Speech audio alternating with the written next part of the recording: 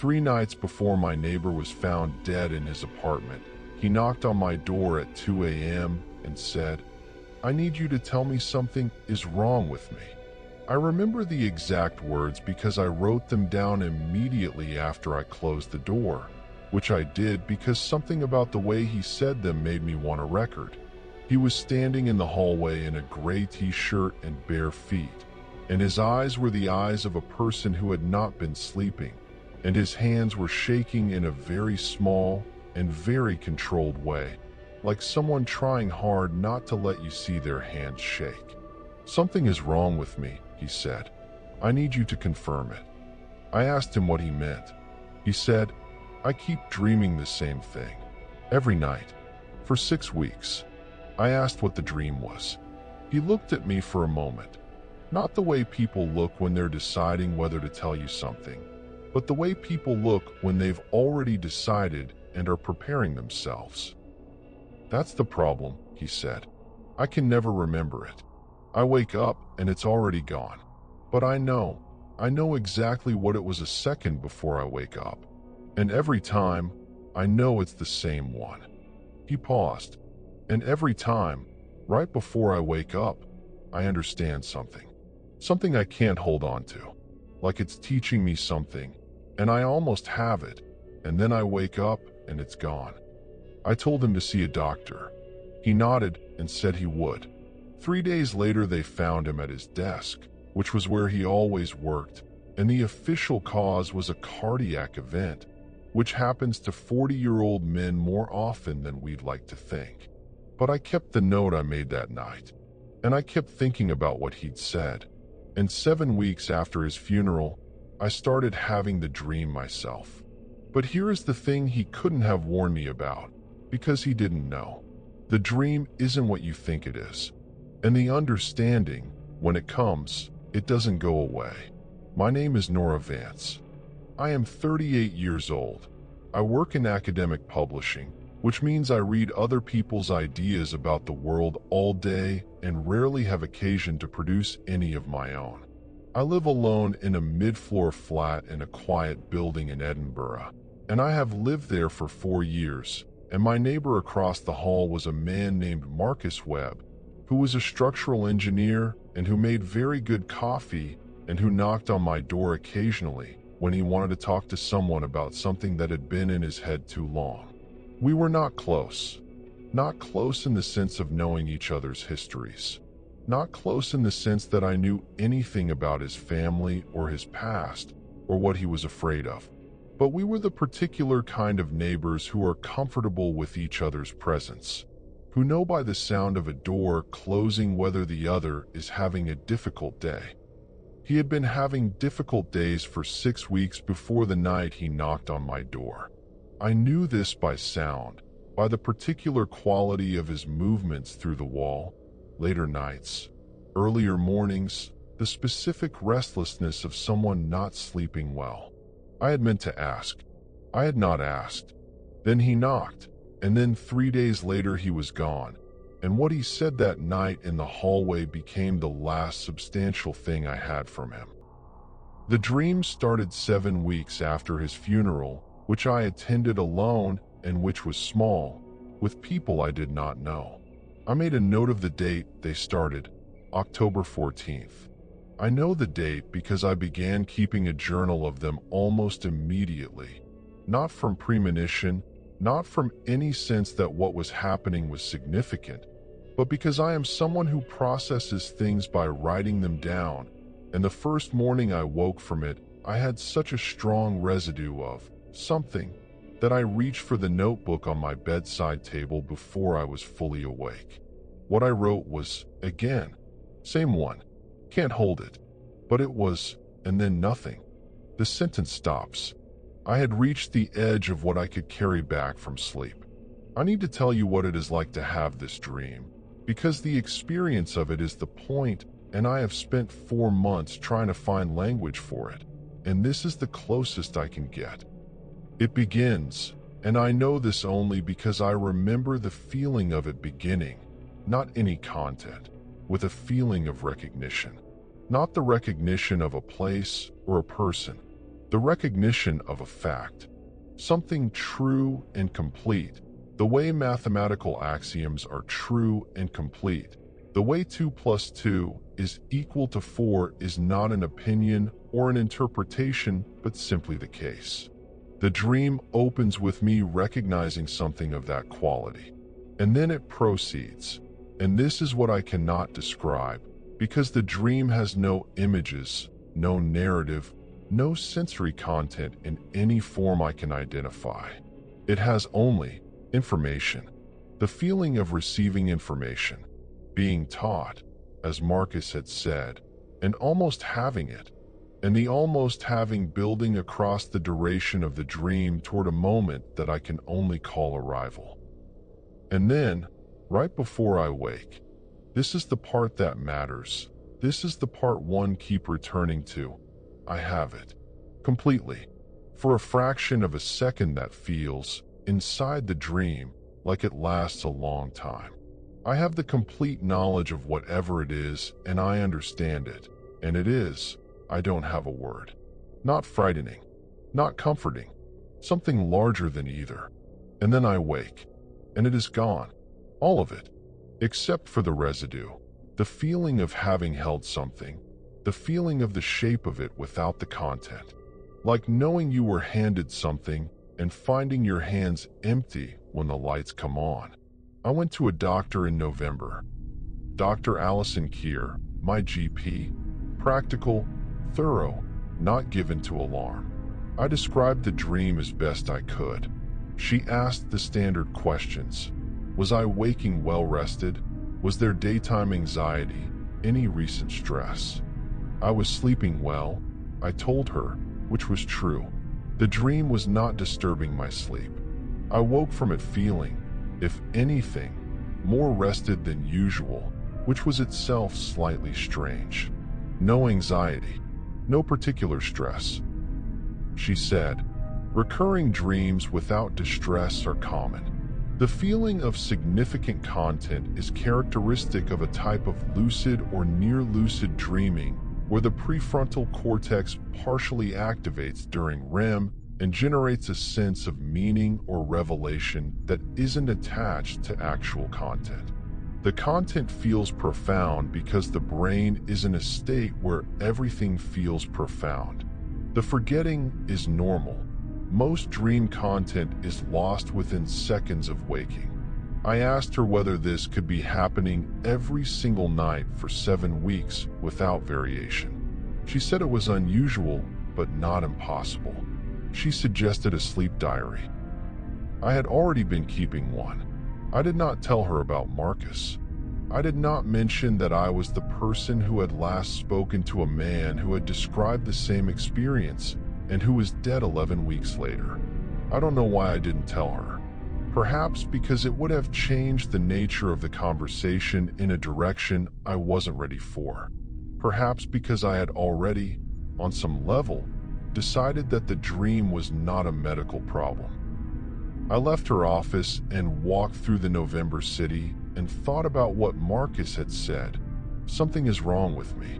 And I thought about the fact that whatever he was experiencing, he had tried to reach out to me specifically at 2 a.m. because I was closest and that I had told him to see a doctor and that he had, presumably, received an explanation similar to the one I'd just been given, and that 3 days later he was dead at his desk. The journal became an obsession by December. Not a disordered obsession, methodical. I was recording not just the dreams but everything around them. What I had eaten, when I slept, whether there were any external factors. I was looking for a pattern beyond the dreams themselves. Something that would tell me why they had started, what they were responding to, whether there was a controllable variable. There wasn't. The dreams were consistent across every condition I could vary. And then, in the second week of December, something changed. I began to wake from the dream with something I had not had before. Not the content. The content was still gone, still evaporating at the precise moment of waking, but a residue with more texture than before. Not information, but direction. Like waking with the memory of a compass reading without the map. I knew, and this is the hardest thing to explain, I knew where something was. Not a place I could name, but a direction. North, or what felt, inside that knowledge, like north. I wrote this in the journal and underlined it 3 times and sat with my coffee and tried to examine it rationally. Direction, towards something. The dream was not just teaching me something, it was pointing. I sat with this for a long time. Then I wrote beneath it, in the journal, a question I had been avoiding for weeks. What happened to Marcus at his desk? The answer to that question, when I found it, and it took 2 weeks of careful research through public records and a conversation with one of the people who had been at his small funeral, was this. Marcus had been found sitting at his desk. His laptop was open. The document on the screen was a text file in which Marcus had apparently been writing at the moment he died. The file had been seen by the colleague who found him, a man named Richard Osei, who had come to check when Marcus stopped answering calls, and Richard had described it, at the funeral, to the handful of people present. He had described it as pages of notes about a dream. Pages. Not a paragraph, not a journal entry, pages. The file had been examined briefly by the police, who noted it as the writings of a man under significant stress, and it had then been closed and returned to Marcus's family, who were somewhere in Manchester, and I had no way to access it. But pages. 6 weeks of the dream, pages of notes, a laptop open at the moment of death. And what had he been doing in those pages?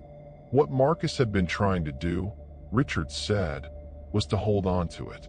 He had developed a method, waking in the very first second of consciousness and typing immediately, trying to catch it before it evaporated. And at the end, according to Richard, who had read a portion of the file, it looked like he was getting close. The last entries were different, more coherent, like he was starting to get pieces of it. More coherent, getting pieces of it, right before he died at his desk. I did not sleep well that night. Not because the dream was worse.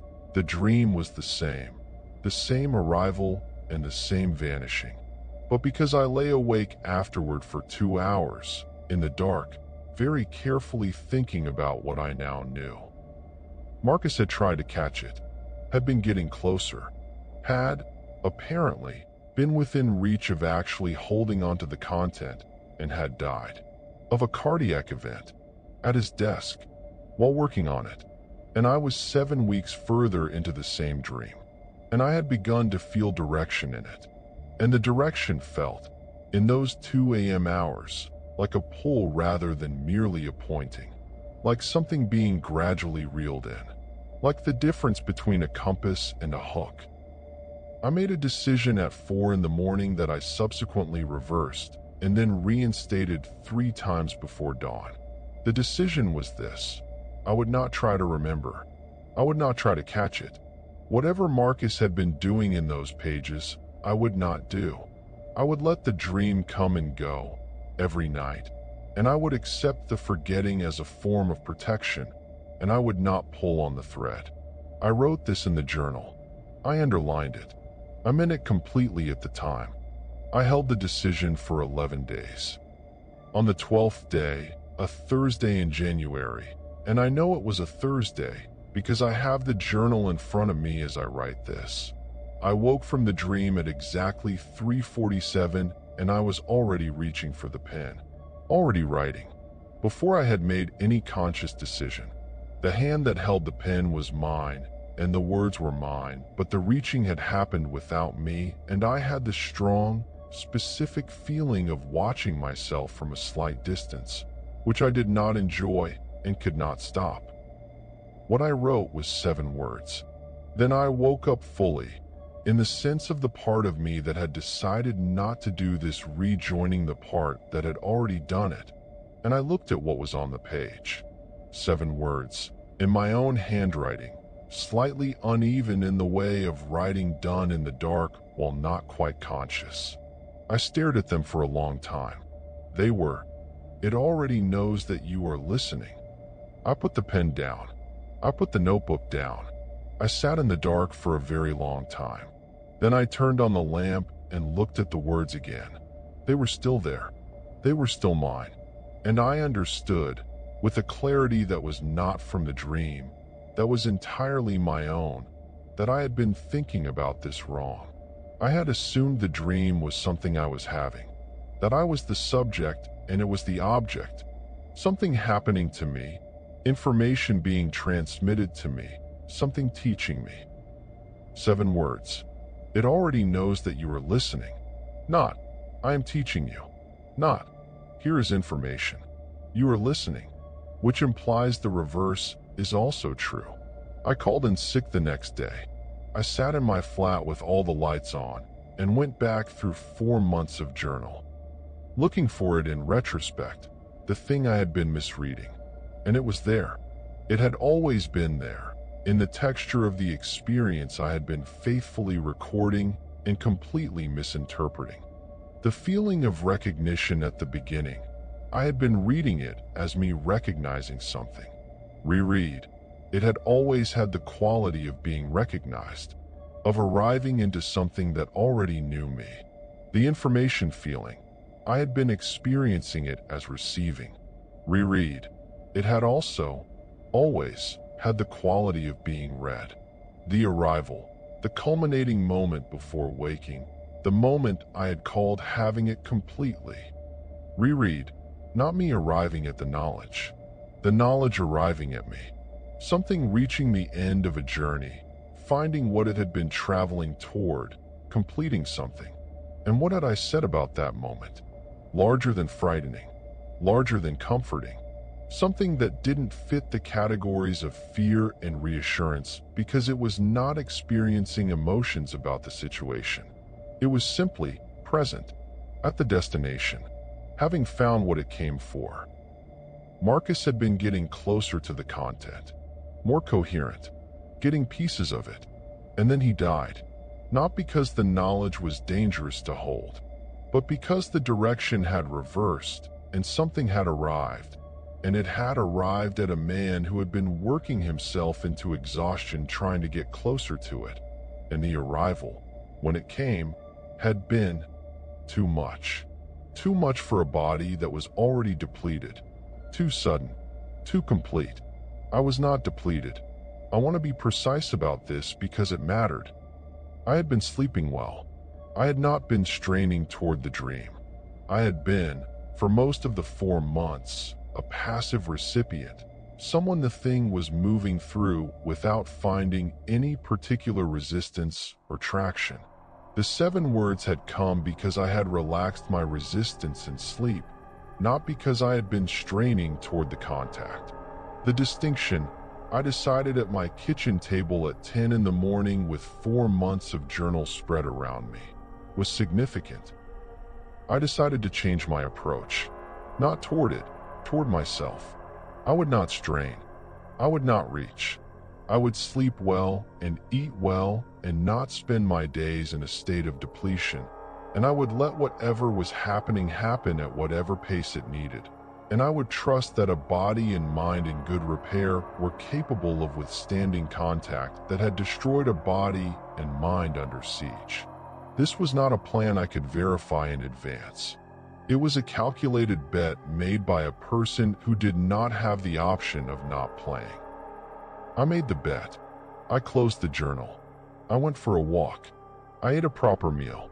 I was, if I am honest, terrified. And I was, if I am honest, also something else, something that had no good name, but that felt adjacent to the direction the dream had been pointing all along. Ready, or ready enough. The next 3 weeks were the strangest of my life, and they were strange in the quietest possible way. Nothing dramatic happened. No visions, no voices, no break with ordinary reality. The dream continued. I continued. I slept and I woke and I went to work and I ate well and I did not strain and I did not reach. And every morning I woke with the familiar residue of something enormous and gone. And gradually, very gradually, the residue began to have more texture. Not content, not the thing itself, but something like its shadow, the shape it displaced. I began to understand, not through any specific moment of revelation, but through accumulation, the way you come to understand a piece of music by hearing it many times. I began to understand the quality of what the dream was, not what it was teaching me, what it was. It was old. That was the first and most fundamental quality. Old in a way that the word old is not adequate for, not centuries, not millennia, but in the way that certain mathematical truths are old, in the way that the rules that govern how matter behaves are old. Pre-human, pre-life, possibly, a pattern that predated the minds it was currently moving through. It had been doing this for a very long time, moving through sleepers, teaching them the edge of something. Most of them forgot. Some of them, like Marcus, reached too hard. And some of them, rare, perhaps, the ones who held the right posture, completed the transaction, woke up having carried something back. Still here, changed but intact. I am still here. I want to say that clearly, because this account might read as moving toward a conclusion it has not reached. It has. I woke up one morning in February.